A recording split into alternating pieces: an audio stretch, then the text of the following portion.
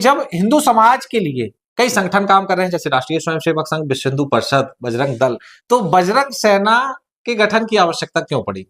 आपने कहा कि बजरंग सेना गरीबों की मदद करती है, तो गरीबों की मदद कैसे करती है, या कोई प्रेरणादायक ऐसी कोई कहानी हो या कोई आपके साथ ऐसी घटना घटी हो जो आपको याद हो तो हमारे साथ साझा कीजिए। बजरंग सेना जो संगठन है, इसकी विचारधारा क्या है और अन्य संगठनों से ये कैसे अलग है? आपकी नज़र में हिंदू समाज में सबसे बड़ी चुनौती क्या है और उसका हल क्या है?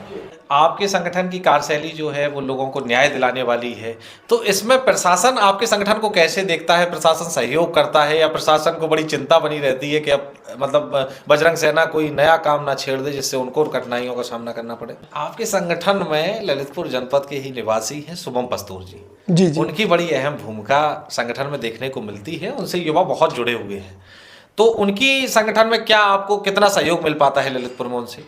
क्योंकि हनुमान चालीसा जी के पाठ करने से हर एक आम जनमानस के दुख संताप दूर होते हैं।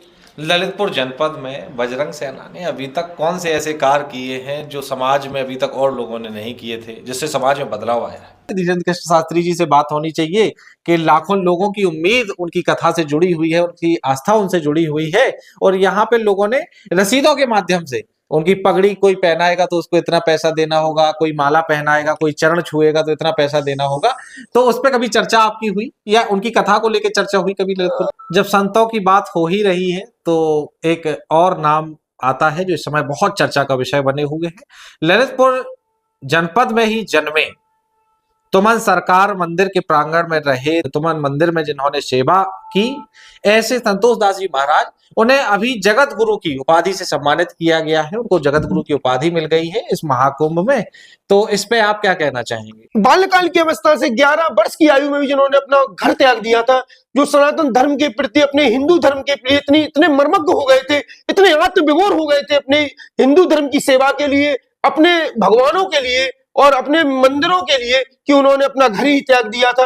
आज बनारस में देखिए आप ललितपुर की कैसे अलौकिक ज्योत जग रही है। हमारे जो प्रेमानंद जी महाराज जी हैं, जो वृंदावन धाम से आज समूचे भारत देश के लोगों पर अपना प्रभाव छोड़ चुके हैं, ऐसे दिव्य आत्मिक संत को अपना कार्य लगातार करते रहना चाहिए। सनातन धर्म के लिए उनका आशीर्वाद एक पुण्यदायी प्रेरणा है। बजरंग सेना के जो राष्ट्रीय अध्यक्ष हैं रणवीर पटेरिया जी, उन्होंने ललितपुर जनपद के जिलाध्यक्ष की खूब पीठ थपथपाई, खूब सराहना की, खुले मंच से उन्हें सराहना की कि ललितपुर में सबसे अच्छा काम हो रहा है। आज संपूर्ण भारत देश में आज एक हिंदू, एक युवा हिंदू, एक मातृशक्ति इतनी कठोरता से और इतनी उग्रता से अपने एक प्लेटफॉर्म पर आकर तैयार हो गई है कि हम विधर्मियों से लड़ने के लिए तैयार हैं। जो कहते थे कि भारत माँ के टुकड़े होंगे, आज हम उनसे लड़ने के लिए बहुत सक्षम हैं।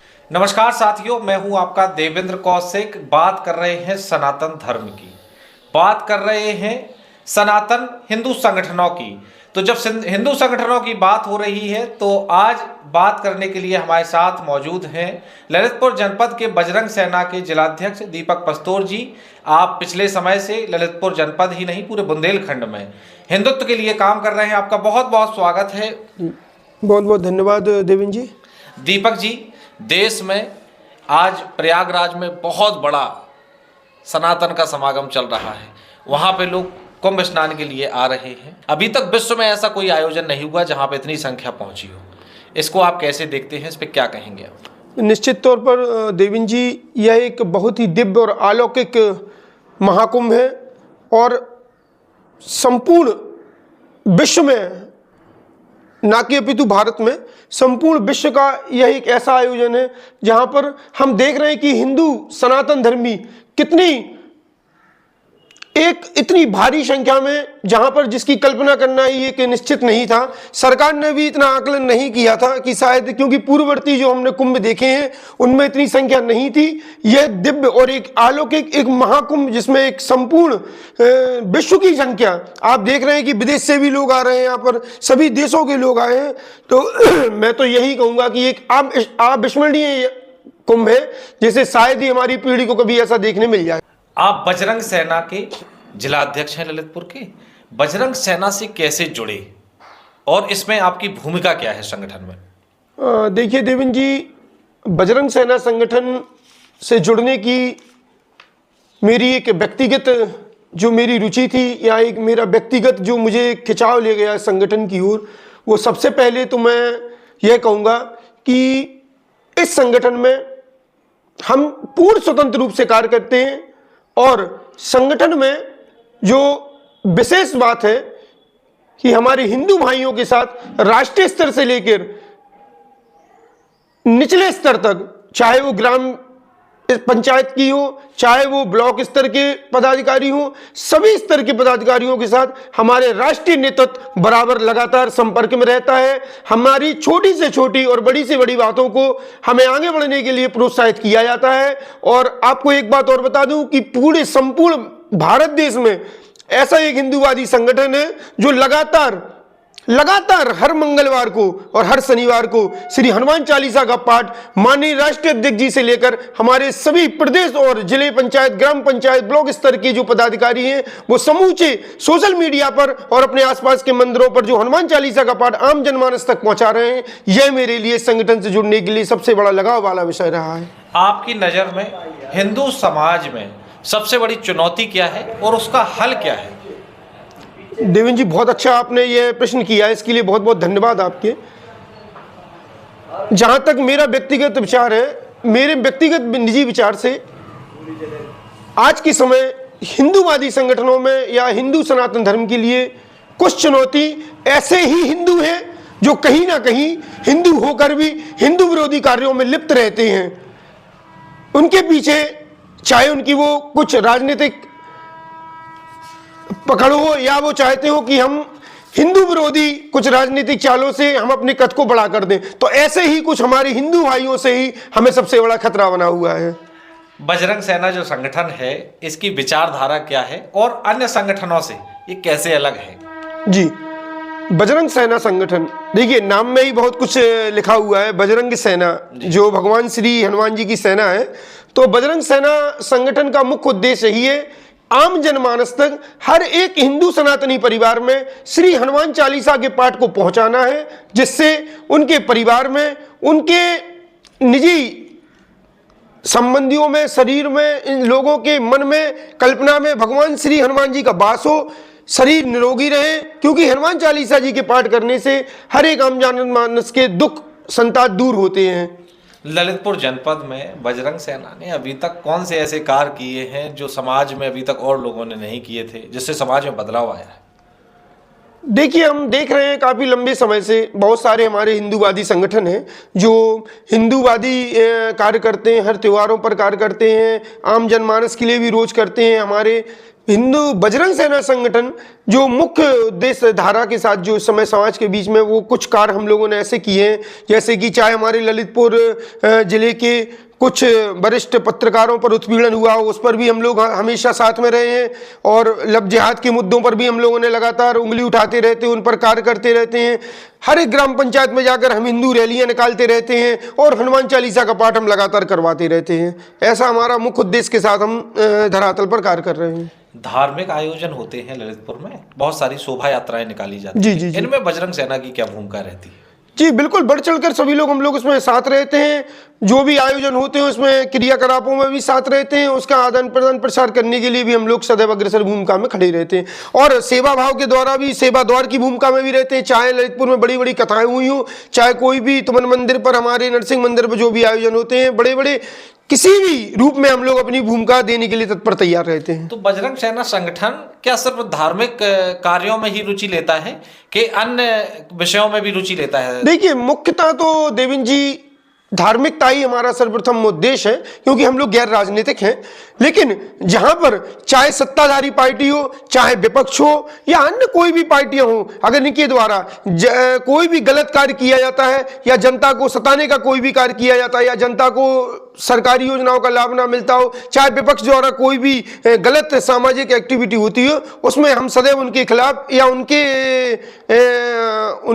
उनको समझाने की भूमिका में सदैव तत्पर खड़े रहते हैं। समाज सेवा के क्षेत्र में बजरंग सेना की क्या भूमिका है? समाज सेवा कैसे कर लेते हैं आप लोग?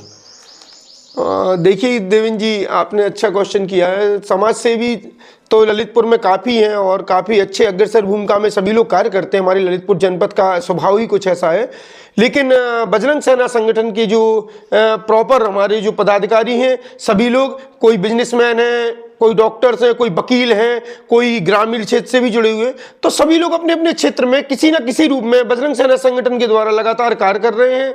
हर एक मुद्दे पर, हर एक बात पर सभी लोग अपनी अपनी भूमिका तय करके कार्य करते रहते हैं। आपने कहा कि बजरंग सेना गरीबों की मदद करती है, जी। तो गरीबों की मदद कैसे करती है, या कोई प्रेरणादायक ऐसी कोई कहानी हो या कोई आपके साथ ऐसी घटना घटी हो जो आपको याद हो तो हमारे साथ साझा कीजिए। चलिए, आपने बहुत अच्छी बात कही। अभी कुछ दिनों पूर्व ही हमारे संगठन की एक महिला पदाधिकारी हैं जिन पर लगातार एक किसी दूसरी पार्टी द्वारा एक रंजिश बस एक केस लगा दिया गया था। एक हमारी पदाधिकारी है उर्मिला राजा जी, जो हमारे पिसनारी मोहल्ले में रहती हैं। तो जब उनकी यह घटना हम लोगों को पता चला कि पुलिस लगातार उनके घर को कुर्की कर रही है, उनके पति को एक SC/ST एक्ट के तहत फंसा दिया गया है, तो उनके पति आज ना तो पता है लगभग 2 साल होने जा रहे हैं।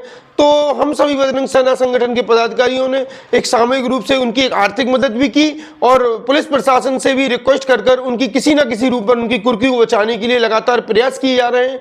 और भी जगह से कुछ ऐसी बातें जो आती रहती हैं, चाहे वो किसी की आर्थिक मदद करने की हो, चाहे किसी को आत्मिक बल देने की हो, चाहे प्रशासन से विचार विमर्श कर उनकी मदद करने की हो, हम ऐसे सभी मुद्दों पर लगातार खड़े रहते हैं। वहां पर जब आप संगठन का काम करते हैं तो अच्छाइयां तो कई जगह आपको सुनने को मिलती होंगी, लेकिन कई जगहों पे आपको कठिनाइयां भी आती होंगी। बिल्कुल। तो कठिनाइयां से कैसे निपटते हैं और वो कठिनाइयां कौन सी होती हैं? सबसे पहले तो निश्चित रूप से मुझे कठिनाइयों का सामना अपने आस पड़ोस के लोगों से ही और कभी कभी तो देवेंद्र जी परिवार के लोगों से ही करनी पड़ती है। मेरा प्रोफेशन है मेरे डॉक्टर का, तो लगभग लोग यही कहते हैं कि डॉक्टर साहब, आप एक डॉक्टर हो के आप अपने प्रोफेशन को छोड़कर आप ही लगे रहते हैं, आप ही ज्ञापन देने जाते हैं, आप ये कार्य करते हैं, आप किसी महिला के लिए बात करते हैं, आप किसी व्यापारी के हित की बात करते हैं, आखिर क्या है? तो कम से कम मैं ऐसे लोगों को या उन लोगों को ये आज आपके चैनल के माध्यम से बोलना चाहता हूं कि हम सनातनी हैं। अगर हम आगे नहीं आएंगे तो युवाओं को कौन आगे के लिए अग्रसर करेगा? बताइए। समाज हित में फैली हुई ये जितनी अव्यवस्थाएं हैं, इन पर कौन लड़ेगा? अगर एक हम युवा घर में बैठे रहे, यूं ही टीवी चैनलों को देखते रहे, क्या होगा? आखिर हमें और हर परिवार से, आप सभी के परिवार से एक एक युवा को आकर आज अपने शहर में फैली अव्यवस्था को लेकर, अपने सनातन धर्म को लेकर आगे आकर कार्य करना चाहिए।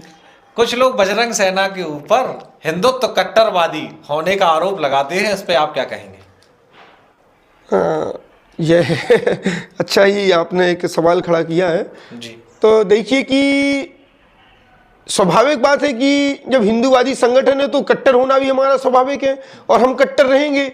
हम लव जिहाद के मुद्दे, धर्मांतरण का मुद्दा और अन्य भी जो ऐसे मुद्दे हैं जो एक विधर्मी कौमों द्वारा लगातार हमारे देश में, हमारे प्रदेशों में, हमारे शहर में जो कुप्रथाएं फैलाते रहते हैं, तो उनसे लड़ने के लिए हमें लगातार कट्टर होना ही पड़ता है। और अगर हम कट्टर नहीं होंगे तो हमारे युवाओं को आगे आने के लिए, अग्रसर आने के लिए, पथ संचल करने के लिए बहुत ही मुश्किलों का सामना करना पड़ेगा। इसलिए समय समय पर बजरंग सेना का कट्टर होना बहुत आवश्यक होता है। आपके संगठन की कार्यशैली जो है वो लोगों को न्याय दिलाने वाली है, तो इसमें प्रशासन आपके संगठन को कैसे देखता है? प्रशासन सहयोग करता है या प्रशासन को बड़ी चिंता बनी रहती है कि अब मतलब बजरंग सेना कोई नया काम ना छेड़ दे जिससे उनको कठिनाइयों का सामना करना पड़े?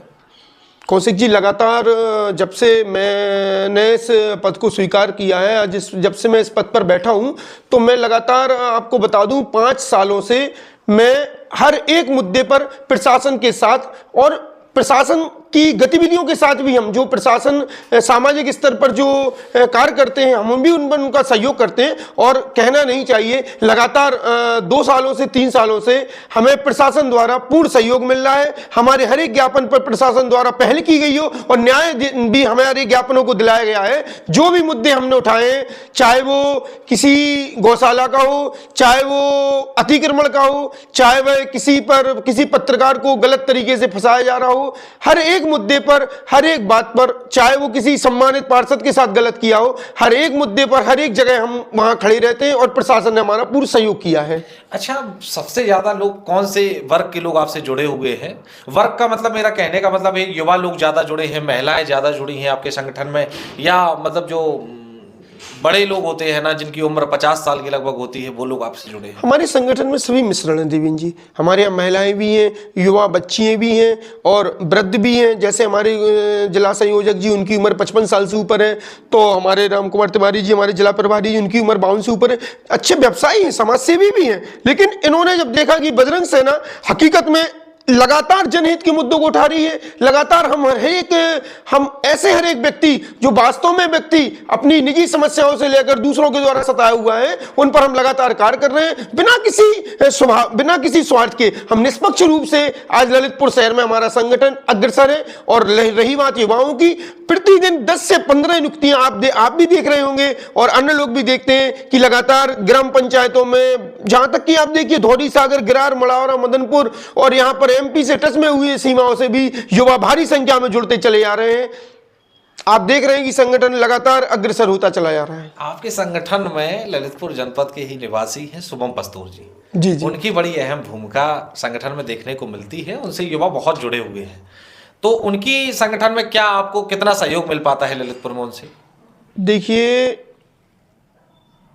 शुभम पस्तूर जी खड़ेरा मेरे सीनियर हैं और जहां तक मुझे जब से याद है, ललितपुर जिले से पूरे उत्तर प्रदेश में संगठन में एक ऐसा ऊर्जावान व्यक्ति जिन्होंने लगातार ललितपुर जिले में इतने आयोजन करवा दिए हैं। ललितपुर में उनके ही नेतृत्व में भारी विशाल आयोजन हुए हैं और अपनी सूझबूझ से, अपनी प्रतिभा से ऐसे मुद्दे जो वास्तव में एक चर्चा का विषय रहता है, जिन पर कोई हल प्राप्त नहीं होता है, तो वो हम लोगों को प्रदेश प्रभारी के रूप में एक अपनी ऊर्जा देते हुए हम लोगों को मैदान में आने के लिए विवश करते हैं, हमें मुद्दे उठाने के लिए अपनी सूझबूझ देते रहते हैं। और वास्तव में हकीकत में एक सनातन धर्म के लिए एक पत्रकार होने के बाद भी, अपने क्षेत्र में कार्य करने के बाद भी हिंदूवादी जो विचारधारा के लिए अपना संपूर्ण जो योगदान देते हैं, ऐसे हमारे शुभम पस्तूर प्रभारी जी हैं। उनका भी बहुत बहुत धन्यवाद करते हैं। और वास्तव में हकीकत में देखा जाए तो एक नौजवान युवा साथी हैं वो। तो दीपक जी, हम आपसे एक बात और जानना चाहेंगे कि अभी पिछले दिनों में एक शोभा यात्रा निकली, एक बड़ा आयोजन ललितपुर में हुआ जिसमें हजारों की संख्या में युवा आपके साथ दिखाई दिया। तो इन युवाओं की आगे क्या भूमिका होने वाली है हिंदुत्व को लेके? आपके संगठन में इनकी क्या भूमिका होने वाली? देखिए, युवाओं को इस संगठन में जो कार्य क्षेत्र होते हैं युवाओं के लिए, वो यही है कि युवा हमसे इसलिए जुड़ रहे हैं इस संगठन में। आपने देखा कि लगातार जो उस दिन हमारा कार्यक्रम हुआ था, राष्ट्रीय अध्यक्ष जी यहाँ ललितपुर में आए थे, तो ललितपुर में 10 जनवरी को जब ये कार्यक्रम हमारा हुआ, तो जो अन्य भी संगठनों से व्यक्ति थे, उनके युवा थे, वो आकर हमारे संगठन के आयोजनों में शामिल हुए। उन्होंने देखा कि कितना क्रियाकलाप से सम्मानित तौर पर हमारे संगठन में सर्वप्रथम है सम्मान। हर एक कार्यकर्ता को, हर एक पदाधिकारी को मंच पर आकर सम्मानित किया गया, उनकी कार्यशैली के लिए सम्मानित किया गया। और युवा जो उस रैली में शामिल हुए, उन युवाओं को अपने अपने क्षेत्र में धार्मिक और सामाजिक स्तर पर जो भी अव्यवस्थाएं हैं, उनको लड़ने के लिए, उनको सुचारू रूप से संपन्न कराने के लिए आदेशित किया गया है और सभी लोग अपने अपने क्षेत्र में कार्य करने हेतु जुट चुके हैं। पिछले दिनों बागेश्वर धाम के पीठाधीश्वर वीरेंद्र कृष्ण शास्त्री जी ने एक हिंदू समाज की सनातन यात्रा निकाली। सनातन यात्रा छतरपुर से होते हुए और ओरछा राम राजा सरकार तक आई। इसमें बजरंग सेना की क्या भूमिका रही? बजरंग सेना की इस आयोजन में एक बहुत बड़ी भूमिका थी देवेंद्र जी। आपको बता दें कि लगातार जिस दिन से इस कार्यक्रम की हमारे पंडित श्री धीरेन्द्र शास्त्री जो पीठाधीश्वर है हमारे बागेश्वर धाम के, उन्होंने जब ये सूचना छतरपुर के जो गणमान्य लोग हैं, जो उच्च कोटि के जो संगठित लोग हैं, जो सामाजिक हित में और सनातन धर्म के हित में लगातार ऐसे संगठन जो कार्य कर रहे हैं, उनमें से एक था बजरंग सेना। तो बजरंग सेना संगठन के राष्ट्रीय अध्यक्ष जी से विचार विमर्श कर, उनसे मीटिंग कर, समूचे मध्य प्रदेश की टीमों को उन्होंने अपने एक सेवाद्वार के नाते और रास्ते भर में जो भी लोगों को आने जाने में, चाहे वो जलपानी की व्यवस्था हो, चाहे उनको रैली तक पहुंचाने की व्यवस्था हो, माताएं ऐसी बहनें थी और जगह जगह पर हम लोगों ने सनातन धर्मी नारे और एक जोश के साथ एक बड़ी भव्य रैली निकाली हम लोगों ने। स्वयं हम लोगों ने छतरपुर के अंदर एक रैली निकाली थी जिसमें हम लोगों ने नारा भी दिया था कि जातिवाद की करो विदाई, हिंदू हिंदू भाई भाई के साथ। और उस रैली से आज संपूर्ण भारत देश में आज एक हिंदू, एक युवा हिंदू, एक मातृशक्ति इतनी कठोरता से और इतनी उग्रता से अपने एक प्लेटफॉर्म पर आकर तैयार हो गई है कि हम विधर्मियों से लड़ने के लिए तैयार हैं। जो कहते थे कि भारत मां के टुकड़े होंगे, आज हम उनसे लड़ने के लिए बहुत सक्षम हैं। और ऐसे पंडित श्री धीरेन्द्र कृष्ण शास्त्री, युवा जोश और युवा एक ऐसे क्रांतिकारी संत जिन्होंने आज हमारे भारत देश के अंदर एक नई क्रांति ला दी है कि हम बिना किसी प्रशासन के, हम स्वयं एक अपने आप में एक फौज हैं, हम लड़ने के लिए तैयार हैं। बात जब धीरेन्द्र कृष्ण शास्त्री जी की हो रही है तो उनके बयानों की भी होगी। इस समय उत्तर प्रदेश में जो कुंभ चल रहा है उसमें 29 तारीख को मौनी अमावस्या के दिन एक दुखद हादसा होता है जिसमें कई लोगों की मृत्यु हो जाती है। तो उसमें एक उनका बयान आता है कि जितने भी लोग मरे हैं उनका मोक्ष हो गया है। इसको आप कैसे देखते हैं? क्या ये ऐसा उनका कहना सही है? क्या इस बयान से कितने सहमत हैं आप? देखिए, निश्चित रूप से जब किसी परिवार के किसी व्यक्ति की गमी होती है तो एक अत्यंत दुखद घटना उसके लिए होती है और यह हृदय विदारक घटना है। मैं इस पर बहुत दुख व्यक्त करता हूं। और जहां तक सवाल हमारे धीरेन्द्र के शास्त्री जी का है तो मैं यही कहूंगा कि शायद उन्होंने कुंभ की इस महाअलौकिक प्रक्रिया को देखते हुए उन लोगों के, उन परिवार के दुखों को समझा तो है, अपितु लेकिन जो यह उनका जो ये शब्द थे ये थोड़े से मैं उनसे व्यक्तिगत रूप से असहमत हूं कि जब किसी परिवार से कोई व्यक्ति जाता है तो एक हृदय विदारक घटना उसके साथ घटती है, दुख होता है। हम एक धर्म के कार्य के लिए प्रयागराज गए थे और हम अपने परिवार के साथ गए थे, वहां हम बिछड़ गए, तो यह अत्यंत दुख है। और सरकार ने ऐसा नहीं है, सरकार ने उन परिवारों के लिए भी कम से कम एक बड़ी राशि प्रदान कर उनके दुख में हाथ बटाने का कार्य किया है। लेकिन हम पंडित श्री धीरेन्द्र कृष्ण शास्त्री जी के इस बयान से कुछ रूप में, छोटे रूप में असमर्थ हैं। जहां धीरेन्द्र कृष्ण शास्त्री जी बात कर रहे हैं जात पात की करो विदाई और हिंदू हिंदू भाई भाई, जी जी, वहीं उनके जो गुरु हैं वो तो जातियों को बड़ा मानते हैं। तो क्या सबसे पहले ऐसा नहीं होना चाहिए कि धीरेन्द्र कृष्ण शास्त्री जी को अपने गुरु को ही अपने वाक्यों से सहमत करना चाहिए या उनको इस ओर सबसे पहले मोड़ना चाहिए? देखिए देवेंद्र जी, मैं लगातार उनकी इस हिंदू संदेश यात्रा में शामिल रहा था, मुलाकात भी हुई और उनके कुछ जो अनुयायियों के साथ जो भजन संगीत कीर्तन और जो संध्या वंदन के आयोजन रहे उनमें भी हमने उनके वक्तव्य सुने, गुरु जी का सानिध्य मिला। बात यह है कि आज के युग में, जो आज के इस समय में हमारे सनातन धर्म में जातियों विशेष में जो हिंदू धर्म में विखंडन हो रहा है, उस विखंडन को लेकर धीरेन्द्र के शास्त्री जी द्वारा यह एक अहम और एक बहुत ही बड़े रूप में यह जो एक प्रक्रिया चलाई जा रही है, लोगों तक पहुंचाई जा रही है। इसीलिए इस हिंदू संदेश यात्रा निकाली गई थी कि हम लोग सभी हिंदू एक हों। बात रही गुरुजी की, तो गुरुजी का अभिप्राय यह है कि जो हमारे सनातन धर्म की प्रक्रिया है, सनातन धर्म की प्रक्रिया को हम धीरे धीरे ही समाप्त कर सकते हैं, अपितु एक साथ इसको लेकर हम लोगों पर एक विषम नहीं कर सकते हैं। बहुत समय पहले ललितपुर जनपद में पूरे क्षेत्र में लोगों ने रसीद कट्टों के माध्यम से धीरेन्द्र कृष्ण शास्त्री जी की कथा होने वाली है उनके लिए रसीदें भी काटी, चंदा इकट्ठा हुआ, लेकिन आज तक वो कथा ललितपुर में उनकी नहीं हो पाई। क्या इस विषय में कभी आपने सोचा कि धीरेन्द्र कृष्ण शास्त्री जी से बात होनी चाहिए कि लाखों लोगों की उम्मीद उनकी कथा से जुड़ी हुई है, उनकी आस्था उनसे जुड़ी हुई है और यहाँ पे लोगों ने रसीदों के माध्यम से उनकी पगड़ी कोई पहनाएगा तो उसको इतना पैसा देना होगा, कोई माला पहनाएगा, कोई चरण छुएगा तो इतना पैसा देना होगा, तो उस पर कभी चर्चा आपकी हुई या उनकी कथा को लेकर चर्चा हुई कभी ललितपुर के लिए? देखिए, प्रकरण बहुत पुराना है और उसके लिए जो व्यक्ति सामाजिक हित में, सामाजिक रूप में जो निकलकर सामने आए थे, उन सभी जो कथा के आयोजन करता थे उनको शायद उस चीज का घोर पश्चाताप हुआ था और धीरेन्द्र के शास्त्री जी के द्वारा भी कठोर शब्दों में निंदा की गई थी और निंदा करने के बाद भी उन व्यक्तियों द्वारा ललितपुर शहर के गणमान्यों से भी शायद, जहां तक मुझे याद है, सामाजिक रूप से, सोशल मीडिया के रूप से माफी मांगी गई थी और उसके बाद लगातार चर्चाएं सुनने में आती हैं कि ललितपुर में भी लगातार उनका आगमन हो चुका है कई बार। तो उस आगमन से शायद ऐसा लगता तो है कि शायद ऐसा प्रतीत होता है कि बहुत जल्द माननीय धीरेन्द्र के शास्त्री जी की कथा ललितपुर में अवश्य होगी, ऐसा लगातार सुनने में आता रहता है। जब संतों की बात हो ही रही है तो एक और नाम आता है जो इस समय बहुत चर्चा का विषय बने हुए हैं।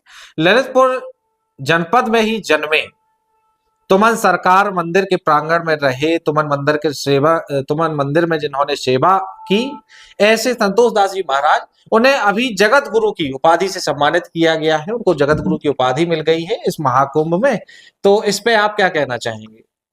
देखिए, यह हमारे ललितपुर जिले के लिए, संपूर्ण बुंदेलखंड के लिए और मैं यहाँ तक कहूंगा समूचे उत्तर प्रदेश के लिए भारी हर्ष का विषय है ये। और उल्लास के मन में इतना है लोगों की वृत्ति की कुछ कह नहीं सकते हैं। यह एक बहुत बड़ी बात होती है कि हमारे ललितपुर जैसे ग्राम मसौरा में जन्मे हुए हमारे संतोष दास जी, जो संतोष तिवारी जी थे, हमारे मेरे रिश्तेदार भी आदरणीय, तो संतोष दास तिवारी जी जो बाल्यकाल की अवस्था से 11 वर्ष की आयु में भी जिन्होंने अपना घर त्याग दिया था, जो सनातन धर्म के प्रति, अपने हिंदू धर्म के प्रति इतने मर्मज्ञ हो गए थे, इतने आत्मविभोर हो गए थे अपने हिंदू धर्म की सेवा के लिए, अपने भगवानों के लिए और अपने मंदिरों के लिए, कि उन्होंने अपना घर ही त्याग दिया था। आज बनारस में देखिए आप ललितपुर की कैसी अलौकिक जोत जग रही है। और ये सबसे बड़ी बात है कि स्वयं साक्षात समूचे शंकराचार्यों की उपस्थिति में, महामंडलेश्वरों की उपस्थिति में, इतने बड़े बड़े नागा साधुओं की उपस्थिति में हमारे महाराज जी को, हमारे संतोष दास जी महाराज जी को जगत गुरु की उपाधि दी गई है। यह कहीं ना कहीं इनके और इनके परिवार के ही ऐसे पुण्य प्रतापी कर्म है जिनके द्वारा उनको ये गद्दी प्राप्त हुई है। और निश्चित रूप से वह हकीकत में एक बहुत ही पुण्य आत्मा के रूप में आज हम लोगों के बीच में विराजमान है। उनको बारंबार प्रणाम नमस्कार करता हूं मैं, ऐसे दिव्य आत्मा को। वृंदावन के एक संत हैं प्रेमानंद जी। प्रेमानंद जी की यात्रा रात में निकलती थी, लोगों ने इस पे आपत्ति जताई और कुछ दिनों से उन्होंने यात्रा बंद कर दी है। लाखों लोग वहां पे उनके दर्शन के लिए, उनकी झलक पाने के लिए रोडों को सजाते थे, कई प्रकार के मनमोहक दृश्य वहां पे बनाते थे, कई प्रकार की लीलाएं उस रास्ते में होती थी, प्रशासन भी साथ रहता था, लेकिन कुछ लोगों ने उसका विरोध किया है। इसमें बजरंग सेना का क्या विजन है, क्या कैसे देखती है इसको बजरंग सेना? देखिए देवेंद्र जी, बहुत दिनों से संगठन में विचार चल रहा है। हमारे महान आत्मिक संत और आध्यात्मिक संत जो प्रेमानंद जी हैं महाराज जी, उनके मैं प्रवचनों को, उनके विचारों को मैं सुनता रहता हूं। तो ऐसी दिव्य पुंज आत्मा जो, जिनके बारे में सबको ही ज्ञात है कि किस तरीके से, किस शारीरिक स्थिति में वो आज हम सभी सनातनियों के लिए अपना मर्मज्ञ दे रहे हैं, अपना ज्ञान दे रहे हैं, एक आध्यात्मिक ज्ञान दे रहे हैं। जो आत्मिक विचार उनके होते हैं, जो वास्तविकता वाले विचार होते हैं, उन विचारों को प्रकट करके हम सभी युवा पीढ़ी को संतप्त कर रहे हैं। मैं चाहता हूं कि हमारे जो सनातनी भाई है उनसे भी मैं आग्रह करना चाहता हूं कि हिंदुत्व को बढ़ने वाली चीजों को उसके राह में रोड़ा ना बने। हम अगर अच्छा नहीं कर सकते तो अच्छा करने वाले को ना रोके। वो हमारे लिए, हमारे परिवार के लिए, हमारे समूचे संसार के लिए कुछ अच्छा ही सोच रहे हैं और अच्छा दे रहे हैं। तो मैं यही चाहूंगा, आदरणीय सम्मानीय हमारे जो प्रेमानंद जी महाराज जी हैं, जो वृंदावन धाम से आज समूचे भारत देश के लोगों पर अपना प्रभाव छोड़ चुके हैं, ऐसे दिव्य आत्मिक संत को अपना कार्य लगातार करते रहना चाहिए। सनातन धर्म के लिए उनका आशीर्वाद एक पुण्यदायी प्रेरणा है। तो पिछली 10 जनवरी को राष्ट्रीय अधिवेशन हुआ बजरंग सेना का जिला ललितपुर में। अधिवेशन में कई प्रदेशों के प्रदेश अध्यक्ष भी आए, कई बड़े बड़े पदाधिकारी भी ललितपुर में आए। उस समय एक बात खास देखने को मिली कि बजरंग सेना के जो राष्ट्रीय अध्यक्ष है रणवीर पटेरिया जी, उन्होंने ललितपुर जनपद के जिलाध्यक्ष की खूब पीठ थपथपाई, खूब सराहना की, खुले मंच से उन्हें सराहना की कि ललितपुर में सबसे अच्छा काम हो रहा है। क्या कहेंगे इसमें? देखिए, उसके लिए हम माननीय राष्ट्रीय अध्यक्ष जी का बहुत बहुत आभार व्यक्त करते हैं। बात जिलाध्यक्ष की पीठ थपथपाने की नहीं है, हमारे समूचे जिले के कार्यकर्ता, छोटे से छोटा पदाधिकारी की पीठ थपथपाई गई है, क्योंकि यह कार्य डॉक्टर दीपक पस्तूर ने नहीं किया है। कार्य समूचे पदाधिकारी ने लगातार 1 महीने से तैयारी चल रही थी। सभी अपने अपने क्षेत्र में, अपने अपने ग्रामीण क्षेत्रों में इस आयोजन के लिए बढ़ चढ़कर सभी लोगों को प्रेरणा दे रहे थे। और सबसे अच्छी बात ये रही है कि पहली बार मैंने देखा है कि हमारे सभी पदाधिकारियों ने एक व्यवस्थित रूप से मंच पर एक इतने व्यवस्थित रूप से मंच पर अपनी कार्यशैली को प्रस्तुत किया है। उसके लिए हम सभी जिले के पदाधिकारियों का बहुत बहुत धन्यवाद करते हैं, आभार व्यक्त करते हैं। और आगे भी फिर हम पुनः ऐसे ही एक बड़े आयोजन के तौर पर माननीय राष्ट्रीय अध्यक्ष जी को ललितपुर में बुलवाएंगे। एक और प्रश्न आता है जो बहुत ही महत्वपूर्ण है। हमारे दर्शकों ने कहा था कि जब जिलाध्यक्ष जी आए तो उनसे एक चर्चा जरूर कर लेना कि जब हिंदू समाज के लिए कई संगठन काम कर रहे हैं, जैसे राष्ट्रीय स्वयंसेवक संघ, विश्व हिंदू परिषद, बजरंग दल, तो बजरंग सेना के गठन की आवश्यकता क्यों पड़ी? बिल्कुल देविन जी, देखिए जिस तरीके से आज समूचे भारत देश में कई राजनीतिक पार्टियां कार्य कर रही हैं, एक बड़ा जन सैलाब, एक बड़ा आत्मिक जन सैलाब देश में हमारे जन नेता नरेंद्र मोदी जी के साथ है। क्यों है? पार्टियां और भी है ना, कार्य सब कर रही हैं। आखिर ऐसा क्या है कि हर एक व्यक्ति विशेष, हर एक मात्र शक्ति, हर एक, चाहे वो आदिवासी भारतीय हो, चाहे वो व्यापारिक भारतीय हो, युवा हो, वो सभी नरेंद्र मोदी जी के साथ क्यों खिंचता चला जा रहा है? उस व्यक्ति में कोई विशेष है, उस व्यक्ति की कार्यशैली विशेष है, उस व्यक्ति के अंदर सोचने समझने की क्षमता विशेष है। इसी तरीके से संगठन बहुत है, सारे हिंदूवादी संगठन, आरएसएस है जो आज हमारे देश की नींव प्रणाली है, जो हमारे व्यक्ति को आज ये सिखाता है कि पुण्य क्या होता है, कार्य क्या होता है, सम्मान क्या होता है, संबंध क्या होता है, आपका व्यक्ति विशेष कार्य क्या होता है। तो इसी तरीके से बजरंग सेना संगठन का निर्माण जो हुआ था वो स्वतंत्र कार्य करने के लिए हुआ था। सभी क्या होता है देवेंद्र जी, मैं आपको बता दूं, हर एक संगठन का अपना अपना प्रोटोकॉल होता है, हर एक संगठन की अपनी अपनी एक संगठनात्मक कार्यशैली होती है, जहां पर वो कार्य करने के लिए कुछ व्यक्तिगत प्रोटोकॉल दिए जाते हैं। तो उन व्यक्तिगत प्रोटोकॉलों को हम अपने ऊपर एक थोपा हुआ महसूस कर रहे थे। जैसा कि माननीय राष्ट्रीय अध्यक्ष जी हमारे सर्वप्रथम आपको बता दूं, आपने चर्चा की, तो वह राष्ट्रीय बजरंग दल के एक जिला संयोजक के रूप में छतरपुर में कार्य करते थे। छतरपुर में उन्होंने अपने जिला संयोजक के पद पर रहते हुए अनेक कार्य किए, गौ माता की सेवा के लिए कार्य किए, धर्मांतरण के भी कार्य रोके, लव जिहाद के मुद्दों को भी लगातार उठाया, विपक्ष में भी जो लगातार कार्य होते रहे, वहां पर जो गलत कार्य होते रहे, सामाजिक मुद्दों पर भी कार्य किया। लेकिन कहीं ना कहीं जब उन्होंने देखा कि बजरंग दल और विश्व हिंदू परिषद में आप एक पूर्ण रूप से स्वतंत्र कार्य नहीं कर सकते हैं, जो सामाजिक व्यवस्था है, हम जिस सरकार में रहते हुए कभी कभी गलती सरकारों से भी होती है, त्रुटियां होती हैं, उन त्रुटि पर अगर हम उंगली उठाएंगे तो आप कहीं ना कहीं अपने सरकार विरोधी माने जाते हैं। तो इस प्रक्रिया से ऊपर उठते हुए माननीय राष्ट्रीय अध्यक्ष जी ने एक चयन किया, अपने मनोमस्तिष्क में खोजा कि आखिर क्या करना चाहिए। ऐसे हम कब तक अपने ही समाज के लोगों को हम निष्पक्ष रूप से, पूर्ण रूप से एक साथ न्याय नहीं दिलवा पाएंगे। तो उसके लिए उन्होंने एक प्रक्रिया ढूंढी और उस प्रक्रिया में उनको हमारे श्री जो हमारे महाराज जी है, राम जन्मभूमि न्यास के अध्यक्ष है हमारे जो महाराज जी, आदरणीय महाराज जी ने उनके नेतृत्व में, उनके मार्गदर्शन में, उनके आशीर्वाद से बजरंग सेना का गठन किया। वही हमारे संरक्षक हैं। ऐसे महाराज जी के आशीर्वाद से और उनके ही आदेश पर आज माननीय से राष्ट्रीय अध्यक्ष जी रणवीर पटेरिया जी ने बजरंग सेना का गठन किया और बजरंग सेना एक निष्पक्ष रूप से, निश्चेतना रूप से कार्य कर रही है। चाहे कोई भी मुद्दा हो, सदैव हम लोग हमेशा मैदान में लोगों की परेशानी में साथ खड़े रहते हैं। तो जो लोग आप इस पॉडकास्ट को देखने के बाद या अन्य तरीके के लोग हैं जो बजरंग सेना का नाम सुनते हैं, वो अगर जुड़ना चाहते हैं तो बजरंग सेना में जुड़ने की प्रोसेस क्या है उनके लिए? तो बहुत सरल है देवेंद्र जी। हमारे यहाँ ना ही किसी प्रकार का किसी से सेवा शुल्क है, ना ही किसी से किसी प्रकार का कोई प्रलोभन दिया जाता है। हमारा सीधा सिद्धांत है, आप सनातन धर्म के लिए, गौ माता की सेवा के लिए, नारी सुरक्षा के लिए आप कार्य करेंगे, इनके लिए ही आप कार्य करेंगे, आप अपना तन मन धन से ही कार्य करेंगे। हमारे संगठन में सर्वप्रथम नारी शक्ति के लिए, उसकी सुरक्षा के लिए और गौ माता की सेवा के लिए जो व्यक्ति जिसके अंदर आत्मविमूर्तता का कार्य है, जो खुद से ही ऐसा करने के लिए पहले अग्रसर खड़े रहते हैं, हम ऐसे व्यक्तियों को, ऐसे युवाओं को, ऐसी मातृशक्तियों को जोड़ते हैं संगठन में। तो ये थे दीपक पस्तोर जी। निश्चित रूप से आगे भी इनसे मुलाकात होती रहेगी, क्योंकि ललितपुर जनपद का ही ये स्टूडियो है, तो आगे भी मुलाकात होती रहेगी, कई विषयों पर चर्चा होती रहेगी।